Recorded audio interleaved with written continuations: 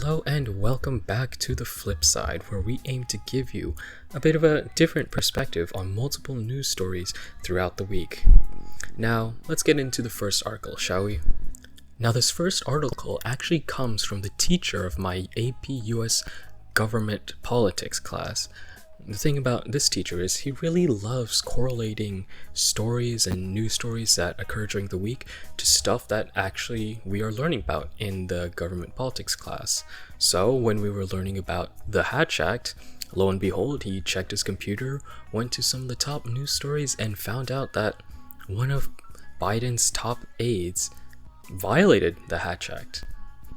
But what even is the Hatch Act? Well, you see, the Hatch Act is a federal law that was passed in 1939. What it does is it basically limits the political activities of government employees.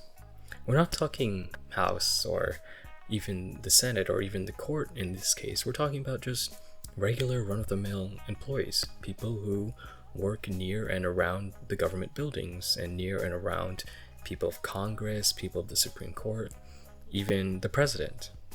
It helps protect people from spreading their political ideologies too far, attempting to create a nonpartisan government. Obviously, no one is truly perfect, and people make mistakes sometimes. Who knew that tweeting out a link to a website that had very strong political beliefs counted as a bit of a crossing the line in the Hatch Act? But that story isn't all I'm here to look at. What I wanted to look at actually is the actual website that was tweeted by one of Biden's aides. As you know, the current party that is over in the US government is the Democratic one, and it is kind of very interesting to see many, if not all, of the different perspectives in politics today. The actual website that was tweeted out actually belonged to an organization named Strike Pack, whose ideology is saving democracy. Very interesting wording there. Now, essentially what they do is basically they're another propaganda tool used by the Democratic Party to spread their message more effectively. Now, I say propaganda, and I feel like that has a bit of a negative connotation in today's world. When we hear propaganda, we usually think of bad things, people like, oh no, Russia, oh no, communist stuff. But in reality, propaganda is essentially everywhere, which is why it's important to look out for it. Propaganda exists in all of our politics because, how else are you going to get the votes without some way of convincing the people?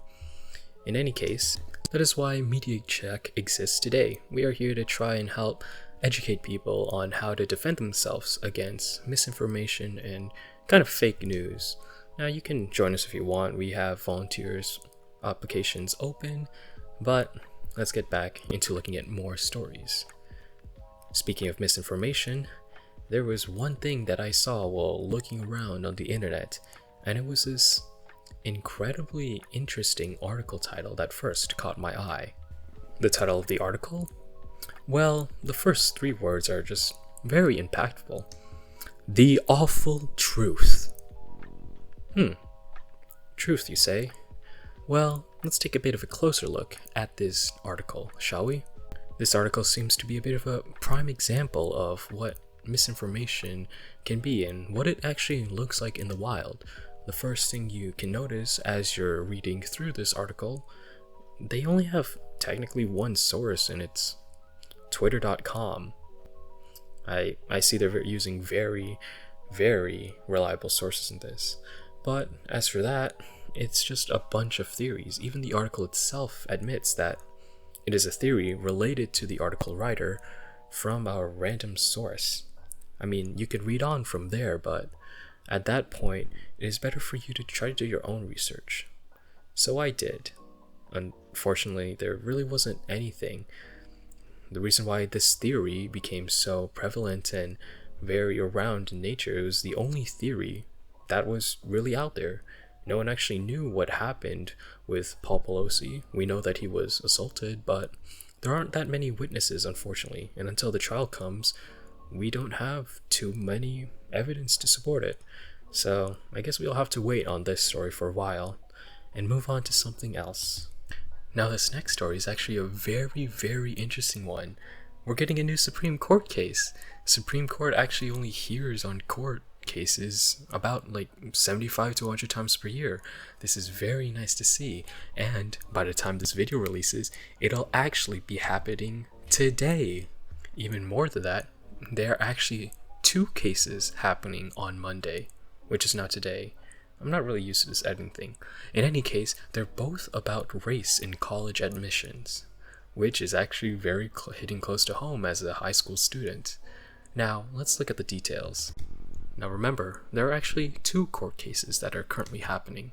One is checking to see if a school had discriminated against a certain race of people in the admissions, while the other court case will be about to see whether the school is using race too much or too little. Now, the last time that Supreme Court had ruled on affirmative action in college admissions was that they can actually consider race in admissions. The main issue that colleges seem to be having is trying to balance the line between their want of having more diverse student populations and not violating a clause within the US Constitution. Of course, it's a very hard job to do, and people have been trying to bypass it many times. In fact, the University of California is using methods like looking at whether or not students are first generation or family income to diversify their student body, rather than just looking at race alone. Although the Supreme Court hasn't actually happened yet, we can kind of look at past Supreme Court decisions and kind of see what they're going with. In the past, the Supreme Court has typically allowed for colleges to have race as a factor when doing college admissions, but they can't obviously have it as too much of a factor. Personally, this is an opinion by the way, I don't believe that race will be completely removed from college admissions. It's been in the Supreme Court multiple times, and honestly it hasn't been removed yet, so why would it be removed now? However, it's going to be very interesting to see how far the Supreme Court takes it. Will they make race even less of a factor? Will they make race even more of a factor? Either way, it's going to be a really fun case to keep watch of as the year and next year actually goes on. I think that's enough stories for today. Thank you for joining me on the flip side on pretty much everything this week, and I'll see you next time.